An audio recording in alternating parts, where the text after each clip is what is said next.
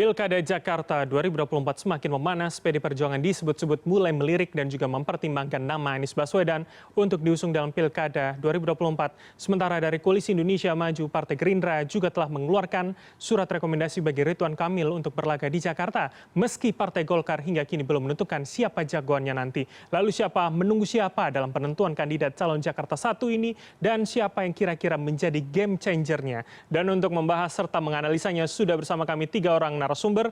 Ada jubir Tim Nasional Pemenangan Pilkada 2024 dari PDIP, Ciko Hakim, kemudian Ketua DPD Partai Golkar Jakarta, Ahmad Zaki Iskandar, serta Direktur Eksekutif Carta Politika Indonesia, Yunarto Wijaya. Assalamualaikum, selamat malam. Ada Bang Ciko, Bang Zaki, dan juga Mas Toto. Waalaikumsalam. Selamat malam semuanya. Waalaikumsalam. Selamat malam semuanya. Langsung saja saya ke Bang Ciko terlebih dahulu. Kalau begitu, Bang Ciko, ini 2 kata menarik dari highlight Mbak Puan adalah menarik dan juga realistis begitu. Jadi ini sudah sejauh mana pertimbangannya untuk nama Anies Baswedan di internal PDIP? Jadi kalau kita bicara terkait dengan daftar nama calon dan lain-lain, saya rasa kalau ditanyakan ke partai manapun memang jawabannya selalu masih menggantung ya. Karena memang semua partai dan tentunya khususnya partai kami ini memang masih dalam tahap penjaringan. Nah, khusus bagi PDI Perjuangan cukup agak rumit, tapi rumit yang justru sebuah blessing bagi kami atau berkah. Karena memang kader-kader di internal kami memang cukup banyak yang mumpuni dan mempunyai tingkat keterkenalan yang baik di DKI Jakarta, karena memang banyak yang tokoh nasional, bukan hanya kalau kita biasa selalu menyebut Pak Ahok ya, dan begitu juga tentunya surveinya juga lumayan bagus, tetapi juga tokoh-tokoh lain seperti banyak tokoh seperti Abdullah Azwar Anas, Menpan RB, dan juga Ibu Risma, dan juga tokoh-tokoh lain yang baru bergabung di PD Perjuangan, khususnya seperti Pak Andika. Gitu. Jadi sebenarnya bagi PD Perjuangan tidak kekurangan kader yang mampu dan cukup bisa bertarung dan keras di Pilkada DKI Jakarta. Namun kembali lagi kami masih terbuka dengan opsi-opsi lain, dan memang kalau kita bicara pertarungan kan yang pasti kita ingin menang. Jadi semua itu masih dihitung dan kita sangat terbuka dengan calon-calon kepala daerah dari partai lain maupun dari tokoh-tokoh masyarakat lain yang non partai. Oke, jadi persentasenya lebih besar mana Bang? Kira-kira untuk internal atau kemudian nama eksternal begitu? Nggak bisa diukur begitu, kita masih terus berhitung, masih terus melakukan survei dengan berbagai lembaga survei tentunya, dan juga masih menerima masukan-masukan termasuk dari sahabat saya Yunarto. Oke, baik. Nah, nanti saya akan minta pertimbangan ya Mas Yunarto. Tapi sebelum itu saya ke Bang Zaki terlebih dahulu. Yang menarik kemudian hari ini Gerindra melalui Bang Dasko sudah menyatakan memberikan rekomendasi. Padahal seingat saya Pak Erlangga itu masih menyebutkan ada 3 nama. Nama Anda, kemudian ada 2 nama lain yang salah satunya adalah nama Kang Emil begitu. Jadi bagaimana ini menjadi push faktor untuk Golkar? Sebetulnya gini, kalau Golkar semuanya kan nanti ada di Ketua Umum, dan 3 nama yang diberikan itu pada saat ini sedang berjalan semuanya. Nanti keputusan adalah di Ketua Umum. Biar bagaimanapun Golkar, karena sekarang sudah mendapatkan 10 kursi di DPRD Jakarta dan menjadi wakil pimpinan, punya peluang yang cukup besar untuk mencalonkan gubernur ataupun wakil gubernur di Jakarta. Nah, ini menjadi sangat penting karena walaupun bukan lagi daerah khusus ibu kota, Jakarta tetap menjadi barometer untuk Indonesia. Maka dari itu Golkar sangat berhati-hati, dan juga kita seperti tadi kata Pak Sekjen katakan, kita juga punya hitung-hitungan yang realistis dan politis tentunya. Tapi kalau kemudian dengan satu surat rekomendasi dari partai lain, apakah menjadi nilai plus begitu bagi nama RK kemudian untuk internal dibahas? Ya, itu mungkin akan jadi pembahasan juga. Yang pasti kan Golkar juga punya keinginan untuk tetap bagaimana caranya Jawa Barat yang memiliki pemilih terbanyak juga menjadi bagian penting dari Partai Golkar. Jadi banyak pertimbangan nanti yang akan dibicarakan dan didiskusikan oleh Ketua Umum, DPP, dan juga DPD DKI Jakarta. Walaupun kemudian kalau saya, Gitu, Mas. oke, Bang Zaky, tapi kalau kemudian saya melihat jumlah Ya. kursinya, Golkar 10 kursi artinya 9,4%, Gerindra 14 kursi 13,2%, artinya Gerindra yang lebih besar dari Golkar saja ingin mencalonkan nama kader Golkar begitu, Bang Zaky? Ya, bagus berarti. Pak, poinnya adalah bagaimana Golkar bisa berpartisipasi di Pilkada Jakarta, itu yang paling penting. Ya, dan tentu saja meraih keunggulan. Oke. Baik, Bang Zaky. Saya ke Mas Toto Ya. kalau begitu. Ini saya minta analisanya Mas Toto. Jadi kita itu di fase saling menunggu atau kemudian memang komunikasinya aja belum ada titik temu antar partai ini, Mas? Ya, sebetulnya memang sekarang dalam situasi paling tidak ya, partai-partai ini sedang gencar melakukan survei. Dan sudah pasti kalau patokannya adalah ingin menang, mereka akan melihat bagaimana peluang menang dari pertama pasti prioritasnya adalah kader misalnya. Lalu kalau kader tidak bisa pun ya mau tidak mau akan dicari sosok dari luar. Nah, fenomena termasuk di Jakarta menurut saya. Nah, yang menarik kan adalah fenomena kenapa seorang Sufmi Dasko malah berbicara tentang kader Partai Golkar. Buat saya itu tidak lazim gitu ya. Artinya kok tiba-tiba nama Kang Emil didorong di Jakarta. Padahal kita tahu Golkar mencantumkan Kang Emil Jawa Barat dan Jakarta. Dan kalau kita dengar fokusnya masih di Jawa Barat. Bisa saja ini kan pertama adalah kepentingan Gerindra ketika Bang Dasko yang berbicara. Dalam konteks kita tahu Gerindra di Jabar juga ada jagoannya. Di situ ada Deddy Mulyadi. Dan kita tahu nilai dari kekuatan nilai elektoral dari Jawa Barat itu jauh lebih besar dibandingkan Jakarta. Dan kita tahu juga surveinya Ridwan Kamil masih jauh di atasnya Deddy Mulyadi. Sehingga peluang buat Deddy Mulyadi menang menjadi sangat besar kalau Ridwan Kamil ada di Jakarta. Tapi bisa juga dilihat dalam konteks yang lebih luas. Orang banyak mengatakan Mas Anies ini sulit dikalahkan kalau kemudian tidak dilawan oleh Ridwan Kamil. Dan surveinya memang setahu saya di peringkat pertama ada Anies Baswedan, peringkat kedua ada Ridwan Kamil. Dan bukan tidak mungkin orang kemudian beranggapan apakah jangan-jangan ini suara dari Pak Prabowo sebagai tanda kutip kepalanya Koalisi Indonesia Maju. Orang bertanya juga mungkin kemudian apakah ini suara Pak Jokowi juga supaya Anies kemudian tidak bisa mendapatkan kemenangan di DKI karena ini efeknya akan kemudian masuk kepada pemetaan elektoral di 2029.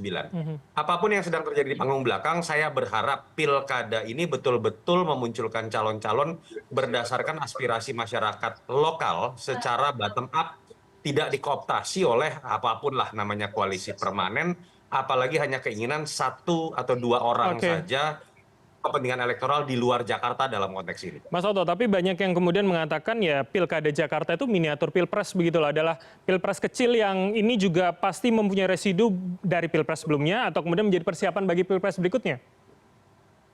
Ya, itu kan sebenarnya terjadi karena Pak Jokowi.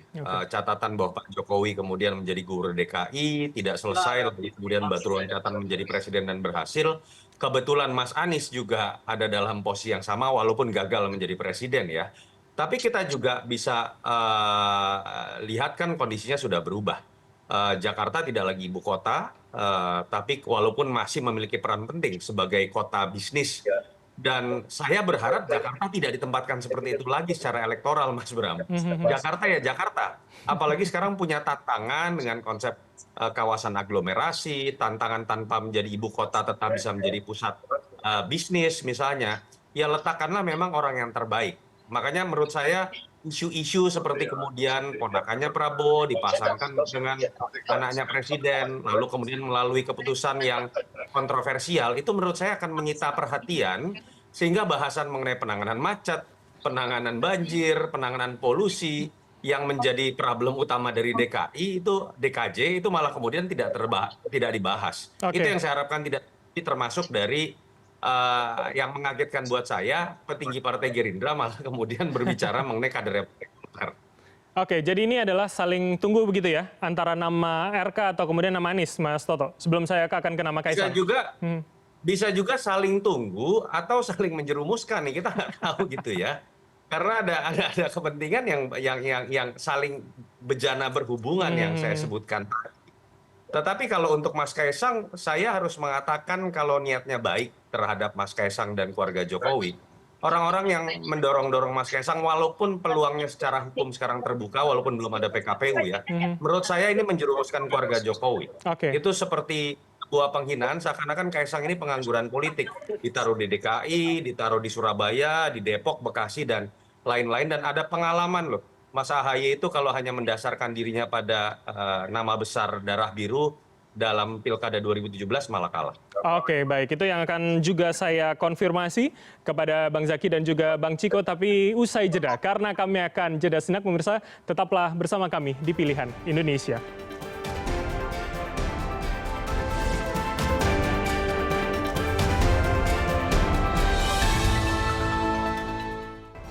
Anda masih bersama kami di Pilihan Indonesia. Saya masih dengan 3 orang narasumber. Saya akan ke Bang Zaky terlebih dahulu sebelum ke nama Kaisang. Bang Zaky, tadi kalau kemudian Mas Toto mengatakan jangan-jangan ini bukan hanya saling dukung tapi saling menjerumuskan untuk kemudian nama RK tidak di Jabar tapi di Jakarta saja begitu. Tanggapan dari Anda terlebih dahulu. Untuk yang mana nih? Yang kemudian nama RK di Jakarta, saling menjerumuskan itu dulu, Bang Zaky. Kalau RK memang punya surat tugas juga di Golkar untuk bertugas di Jakarta. Ya, tapi ada pertimbangan-pertimbangan lain nanti dari ketua umum yang akan menjadi dasar keputusan ketua umum menempatkan Kang Emil ini di Jakarta atau di Jawa Barat nantinya. Nah, tentu saja kalau sekarang ini kan surat tugasnya masih untuk 3 orang. Saya, Kang Emil, dan juga Erwin Aksa. Jadi ini yang nanti akan diputuskan oleh DPP Partai Golkar. Jadi buat Golkar sih kita udah punya opsi A, opsi B untuk Pilkada Jakarta. Tapi kalau kemudian informasi yang Anda ketahui begitu, mana yang lebih memungkinkan untuk nama RK di Jakarta saja atau mengamankan Jawa Barat saja begitu? Untuk sementara di Jawa Barat juga surveinya Kang Emil kan sangat luar biasa juga. Jadi potensi Kang Emil menang itu di Jawa Barat jauh lebih tinggi daripada di Jakarta. Ini hasil survei ya. Dan saya yakin juga Mas Soto juga survei seperti itu. Nah, ini yang saat ini sedang dipertimbangkan oleh DPP. Terkait dengan apakah RK mendapatkan dukungan dari partai yang lain, yaitu urusan partai yang lain mendukung Kang Emil gitu ya. Misalnya Gerindra, buat Golkar sih yang penting nanti bagaimana Golkar bisa berperan di pilkada baik di Jawa Barat maupun di Jakarta. Oke, saya ke Bang Ciko. Ya. Baik, saya ke Bang Ciko. Saya meminjam kata Bang Zaky, kalau berperan ini PDIP akan seperti apa dengan 15 kursi, 14,1 artinya kan ya posisi kedua setelah PKS begitu Bang Ciko. Jadi kita hanya butuh sedikit lagi untuk bisa mencalonkan sendiri. Tapi kembali lagi tadi sudah disampaikan, juga disampaikan oleh Mbak Puan tadi, bahwa kita juga harus realistis ke depan bagaimana untuk menggapai kemenangan ini, karena kita mempunyai banyak program yang memang harus kita perjuangkan untuk DKJ ini. Jadi saya setuju dengan apa yang disampaikan oleh Saudara Yunarto tadi, bahwa memang kita harus lebih banyak disibukkan dengan wacana-wacana terkait perubahan dari DKI menjadi DKJ. Artinya pemimpin yang ke depan ini bukan dicari hanya pemimpin yang populer aja, tapi pemimpin yang mampu. Karena sekaliber Anies maupun Ahok sekalipun yang pernah cukup sukses dianggap mempunyai tingkat kepuasan publik yang tinggi dalam ketika memimpin daerah khusus ibu kota Jakarta, tentu akan menjadi orang baru dalam tanda kutip ketika masuk ke dalam DKJ, karena ada aglomerasi, ada penganggaran-penganggaran yang berbeda, ada prioritas-prioritas yang berbeda, tidak lagi menjadi daerah khusus ibu kota, dan tentunya ini adalah suatu hal yang baru. Jadi kita tetap fokus dan jaring calon selain untuk menang, tapi juga yang mampu dan kompeten ketika bicara soal DKJ ke depan dan mengelola DKJ ini. Makanya banyak nama-nama baru yang bahkan bermunculan, seperti menteri-menteri yang berasal dari perjuangan, yang mempunyai latar belakang juga pernah menjadi kepala daerah, seperti Abdullah Asarwanas, Ibu Risma, bahkan nama Pramono Anung sekarang juga mencuat. Gitu. Nah, kalau kita bicara dari akar rumput, di mana juga PDI Perjuangan mengedepankan masukan-masukan dari akar rumput, dari tingkat ranting, PAC, DPC maupun tentunya DPD gitu. nama-nama lain juga muncul gitu, nama-nama seperti anggota-anggota DPRD kita, gitu. Juga ketua DPRD dari yang berasal dari PDI Perjuangan, Prasetyo Edy Marsudi, dan juga bahkan nama Anies Baswedan memang muncul juga ketika kita bicara usulan dari bawah. Tapi kalau kemudian Mbak Puan mengatakan salah satunya adalah harus realistis begitu, jadi kemudian nama Anies Baswedan seberapa realistis? Kalau misalkan, apalagi dengan putusan MA kemarin ini juga bisa memuluskan langkah Mas Kaisang nanti di Jakarta, Bang Ciko? Sama-sama realistisnya seperti juga nama Zaki Iskandar. Jadi kita tidak menutup kemungkinan. Jadi ini semua masih terbuka, opsi-opsinya masih terbuka. Cuma kalau kita bicara soal Kaisang Pangarep, ya kami kalau gini ya, kalau kita mau berbicara jujur, kita seperti tadi saya sudah panjang menyampaikan soal mencari pemimpin yang kompeten, pemimpin yang memahami sebuah kota yang besar yang akan menjadi pusat istilahnya komersial di suatu negara yang sebesar kita. Saya rasa kita lebih baik mencari yang memiliki rekam jejak dan memiliki pengalaman yang mumpuni ketika mencari pemimpin untuk DKJ. Oke, baik. Saya ke Bang Zaky lagi kalau begitu. Jadi Bang Zaky, kalau kemudian dengan nama Kaisang Pangarep begitu, apakah itu kemudian akan jadi titik temu nantinya? Misalkan untuk Koalisi Indonesia Maju untuk Jakarta?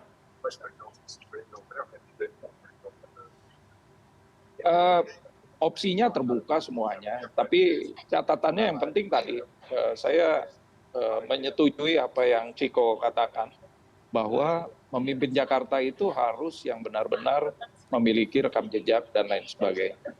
Ya, pun begitu, kita juga punya kader-kader yang sudah dipersiapkan, yang juga punya rekam jejaknya.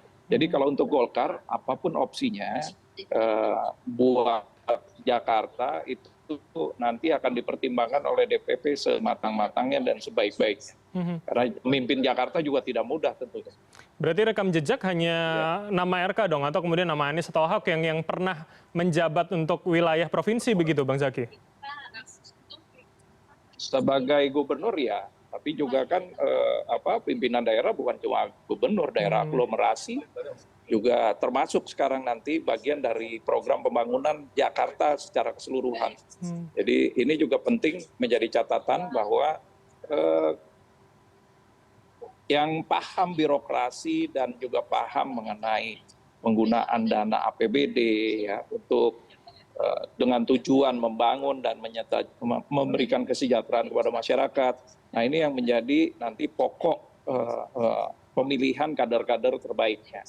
Jadi betul tadi kita kalau sibuk dengan figur, kemudian sibuk dengan drama-drama yang lain, malah substansi untuk membangun Jakartanya malah nggak kelihatan nanti. Jadi artinya dengan standar itu nama Kaisang akan kecil kemungkinan begitu ya? Akan bisa masuk dalam daftar untuk bisa Golkar? Bisa aja kalau nanti jadi calon, bisa aja mungkin menjadi calon wakil gubernur.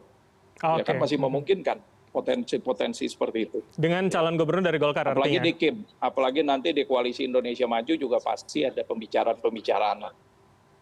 Oke, baik. Mas Toto. Biar bagaimanapun Golkar pasti mencari mitra juga untuk maju di Jakarta. Oke, baik ini. Gitu. Oke, highlight yang menarik begitu dari Bang Zaky. Jadi artinya Mas Toto, ketika nama Kaisang tadi disebut, jangan-jangan nanti masuknya calon wakil gubernur begitu. Itu yang lebih realistis kah kemudian untuk kondisi hari ini?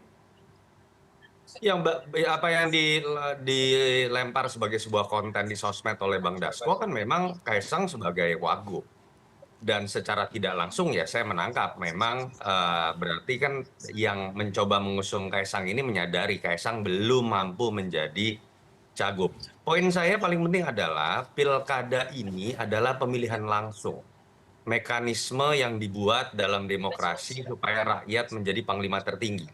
Paling tidak ketika pencalonannya logika itu juga ada. Kita tahulah ada veto, ada prerogatif dari ketua umum dari masing-masing partai.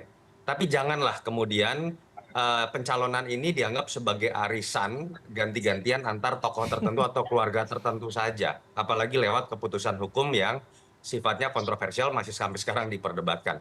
Kasihan Pak Jokowi dan keluarga kalau menurut saya pribadi ya. Nah, yang kita bisa pelajari kan begini. katakanlah pilkada DKI bisa menjadi batu loncatan. Sepakat belajar dari pengalaman Jokowi. Tapi Jokowi itu kan kemudian kita bisa lihat sebagai sebuah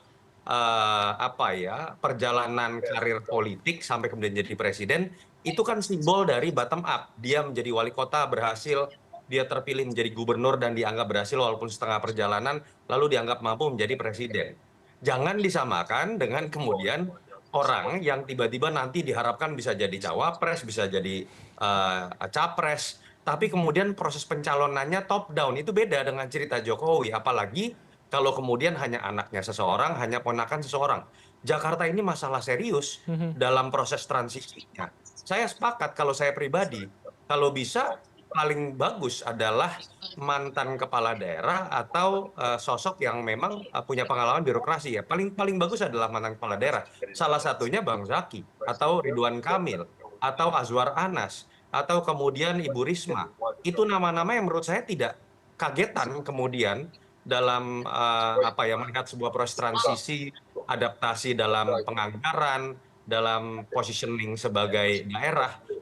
Mau tidak mau menurut saya harus seperti itu dengan tantangan Jakarta yang tidak bisa dikatakan lebih berat dibanding periode sebelumnya. Oke, terakhir kalau begitu Mas Toto. Jadi artinya dengan semua dinamika kali ini akan last minute kemudian para partai dan juga koalisi menentukan dan mengumumkan siapa calonnya? Memang Jakarta penuh kejutan. Kalau kita lihat kan biasanya last minute itu akan ada sosok yang mengejutkan. Dan yang mengejutkan biasanya menang. Minimal kita lihat dalam pilkada 2017 dan 2012. Tapi saya berharap yang mengejutkan ini bukan sesuatu yang sifatnya instan. Yang kemudian kualitasnya malah mengejutkan juga dalam arti negatif. Apapun majunya Pak Jokowi digantikan Ahok, lalu kemudian Mas Anies yang menang di 2017, itu kejutan yang bisa dikatakan positif karena masing-masing memiliki track record yang luar biasa. Jangan sampai yang mengejutkan sekarang adalah malah sosok yang 180 derajat berbeda secara kualitas. Oke, baik. Terima kasih. Kami tentu akan menunggu siapa dan apa kira-kira kejutannya menjelang nanti pendaftaran. Terima kasih atas waktu dari para narasumber. Ada Bang Ciko dari PDIP, kemudian Bang Zaky dari DPD Golkar Jakarta, dan juga Mas Toto dari Direktur Eksekutif Carta Politika Indonesia. Telah bergabung bersama kami. Selamat malam semuanya. Mohon doa dukungan untuk Timnas U20. Ya. Baik.